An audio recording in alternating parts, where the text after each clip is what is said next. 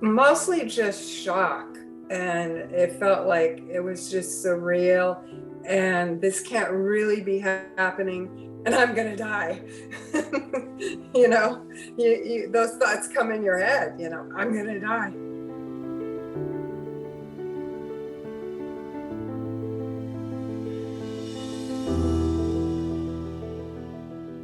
I can handle this. I'm a trooper. Looking back, I don't know how I put up with all the pain that I lived with, and disruption to daily life, not being able to use my right hand for 2 days or my left hand, or, dress myself a couple of times. I just thought I'll just put up with it because I don't want to run out my options.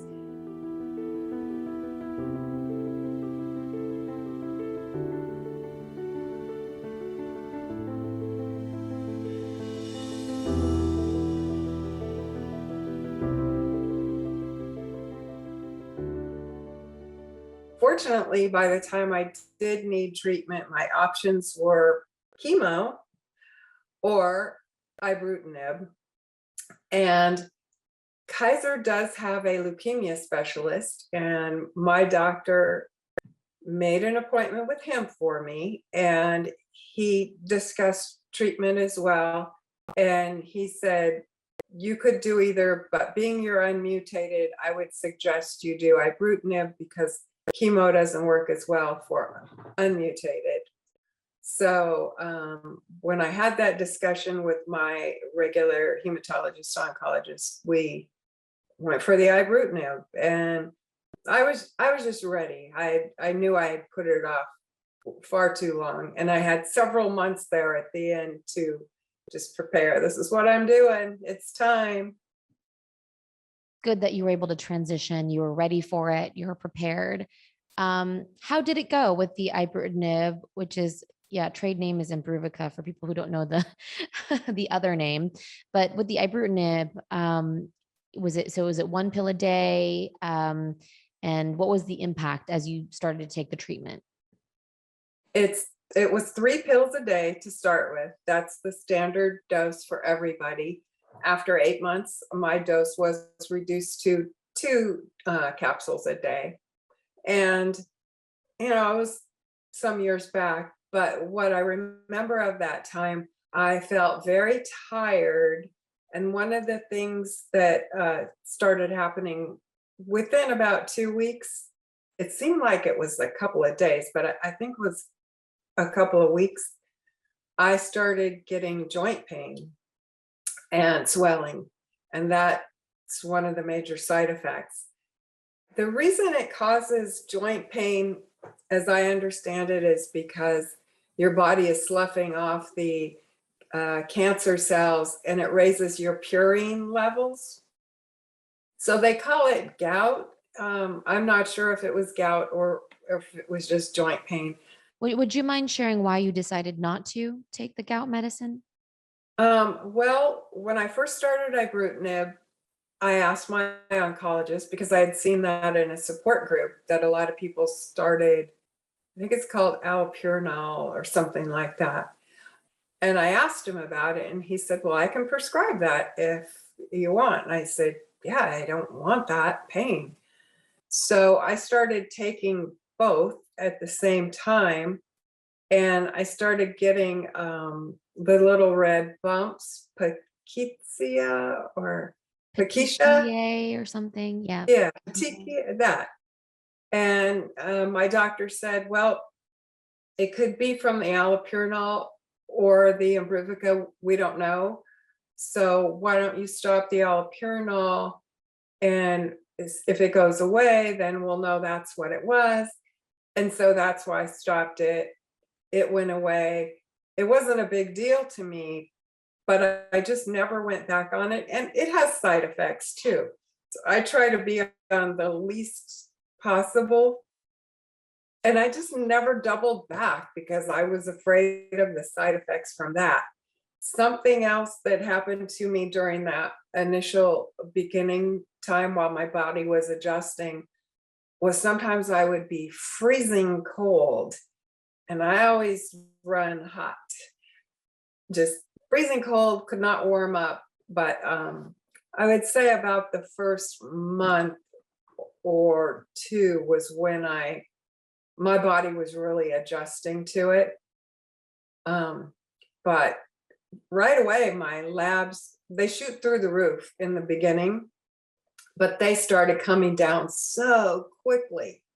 And it really starts working very fast. And all those bad things started going away. I had developed migraines in the months before treatment that I never had in my life. They went away. And that flu feeling that I would get about every 3 months for 2 days, that only happened maybe once a year or not at all, or every 2. So all those kinds of things went away really quickly after starting treatment. And I've only had one infection since starting treatment, and it was within the first month. And you said that the treatment worked very quickly. So what was that like to see the numbers finally go to where they were supposed to be, and for these pains and aches that had been afflicting you for months or years to finally be gone? Like, what was that like? That was definitely the time when I said, I didn't know I was so sick until I started feeling better. And although the side effects did kick in very quickly, everything else went away, side effect kicked in. In spite of that, I still felt better. Next thing and the next thing. So pretty soon, on top of ibrutinib, you're going to be taking 5 other pills. So yeah, I just chose not to. What did help me, hot baths, or if it was just a hand, soaking my hand or a finger or wrist in a tub of super hot water and Epsom salts. That was really helpful. I tried every cream under the sun, CBD cream, arthritis cream, none of it worked. And what finally did help was taking steroids, but that did cause another issue that would need another medication.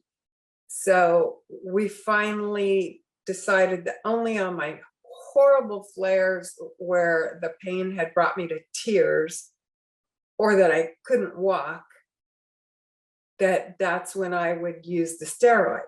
And so only use them once a month to keep the other problem at bay. And only take them for 3 days. And so you were able to, continue on ibrutinib with the side effects for 3.5 years, it looks like, all the way through September of 2021. What was it that finally made you go? Was it your decision to go off of the ibrutinib, or was it your oncologist's decision? It was his decision. And, I know that you can't jump around with your treatment when you're on a BTK inhibitor. You should kind of stay on that, because if you go to the next treatment, you could eventually run out of options. So I'm like, I can handle this. I'm a trooper. Looking back, I don't know how I put up with all the pain that I lived with, and disruption to daily life, not being able to use my right hand for 2 days, or my left hand, or, dress myself a couple of times. And so, I don't know how I lived with it so long, but I just thought I'll just put up with it because I don't want to run out my options. My oncologist suggested changing to Zanubrutinib or Kenza. I think they were trying to transfer most of their CLL patients who were on that to the new drug because it had less side effects with AFib and heart issues that are much higher with the first line of treatment, ibrutinib. And again, I'm hesitant to change, even though I had so much pain. And he said, you don't have to if you don't want to, but I think you should try it. So I did. And 2 days after starting, my joint pain went away, and I've never had joint pain again. That's wonderful. You were able to get relief after living with that pain. Um, it's interesting to hear that it was a switch brought on by the doctor. You were thinking, I've got this. I want to preserve my options. Zanubrutinib at the time and still now not approved for CLL. So interesting also to sort of hear this sort of switch over. Okay, so you start the Zanubrutinib, and it's really because your doctor's suggesting it, right? Right. The pain is gone. This is in January. Oh, no, I'm sorry. This is September of 2021. So it's all good. You're going through the rest of the year. What was and by the way, when it's not approved yet for CLL with like insurance, is there anything to deal with? Like, did you have to deal with anything, or did Kaiser take care of all this stuff? It was their idea, and I believe that it is a less expensive medication. So, cost-wise for them, I think that was one of the main reasons for the two reasons. It's more cost-effective for them and less issues with the heart. And then in 2022, March, so this is like half a year or so later, can you talk about what started happening? Well, I thought that Zanubrutinib was my miracle drug and it was great. And, I really could forget that I had CLL most of the time. So it's great. And then in March, I started developing GI issues, which is another side effect of this drug, which isn't really common, I guess, to develop them months after starting. But that's when it happened for me. And I wasn't managing it well for about a month. I was trying to take Pepto and Imodium, but I had my regular monthly labs and my sodium was rather dangerously low.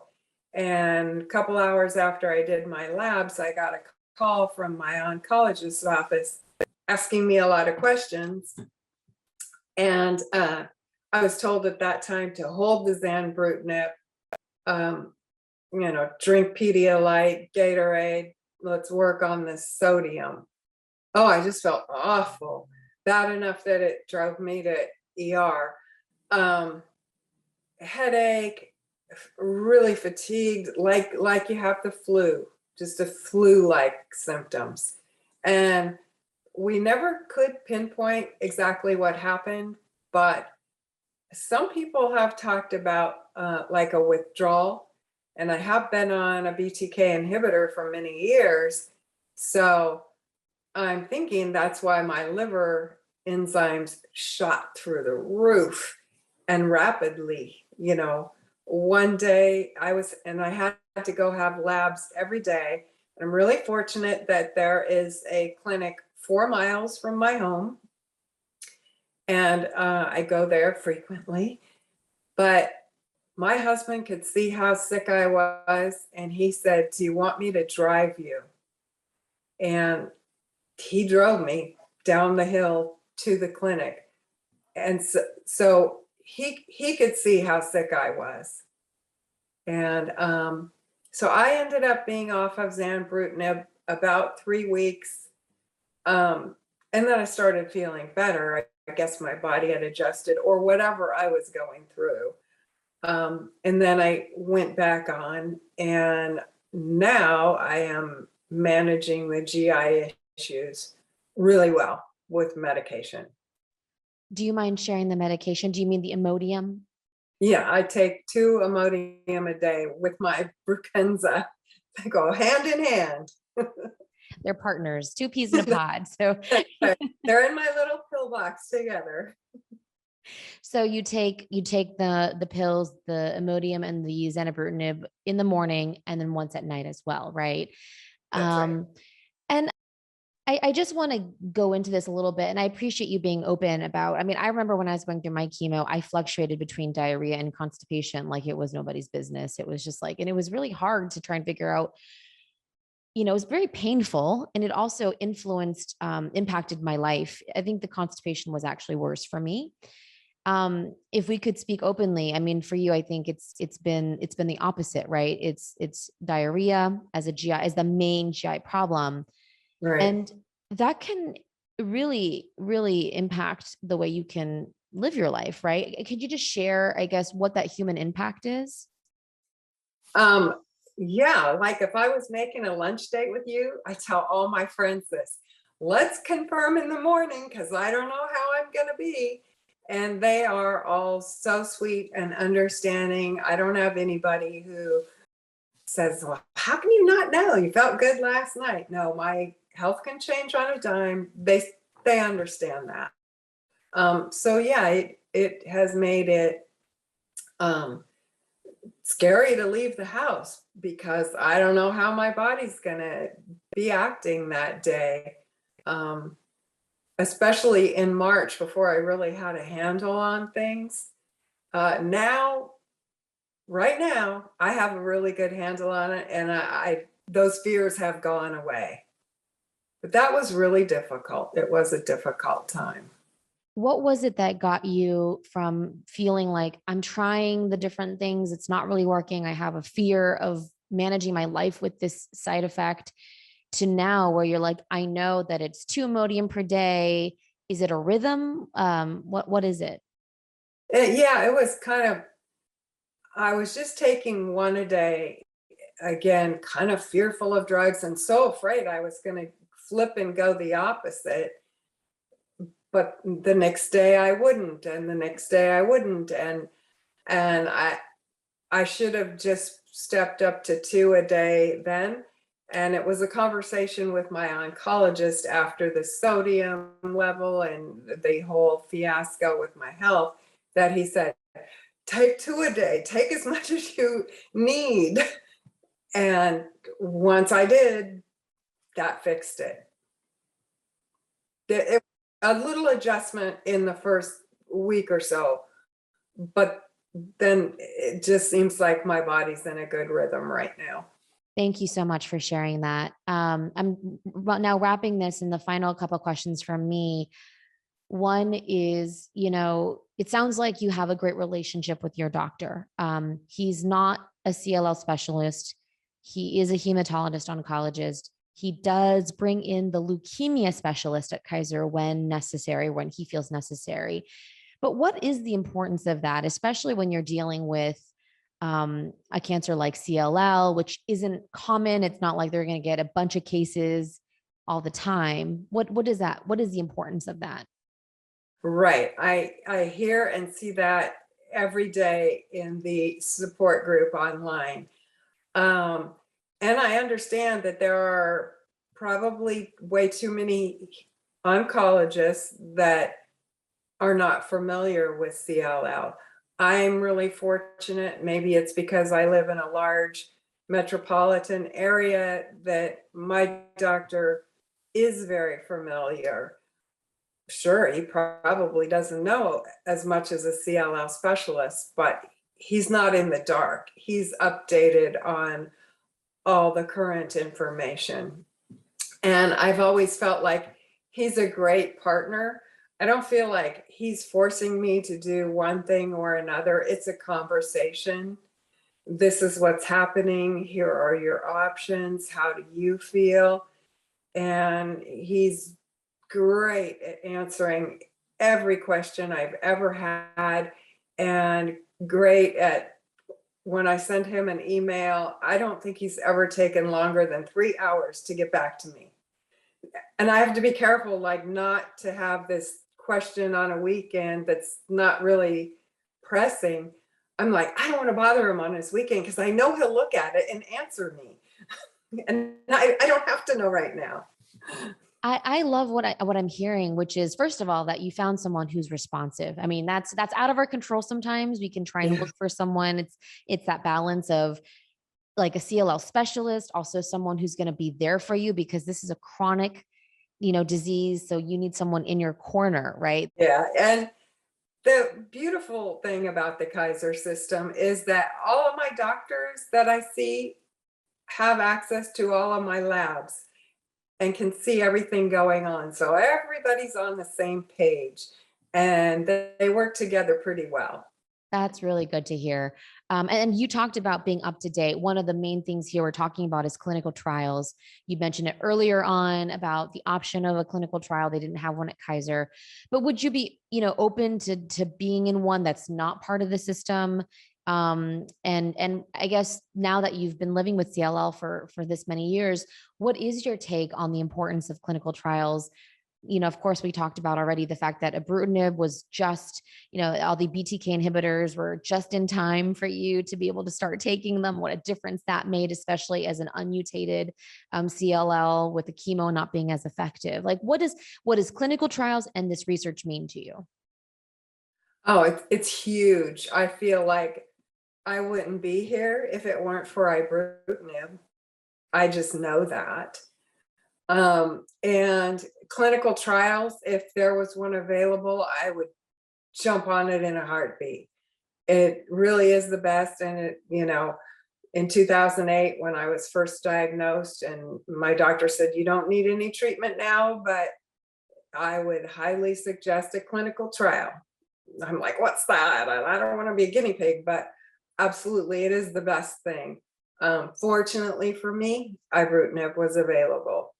My last question to you, Leesa, is an open-ended one. You've lived, I know you've been through a lot of downs, but it really looks to me like you've been able to figure out a lot, even when it really hit some very down times, whether it was through just resilience or just moving through it, or, asking questions, you've been able to lift yourself out of that. So 14 years of successful living with CLL later, what is your message to other people, and maybe in particular those who are just starting out with a chronic cancer, maybe who are overwhelmed with, what is this going to mean? Can I live? Can I plan for my life? What does this all mean?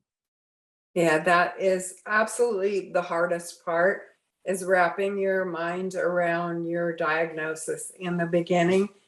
And I like to tell newcomers, um, of course you're going to feel like this, but do your best to push through as soon as you can. And don't waste one more precious day of life dwelling on the negative, and try to learn all that you can about it without dwelling on it all day long. Have fun, learn what you can, and just enjoy life.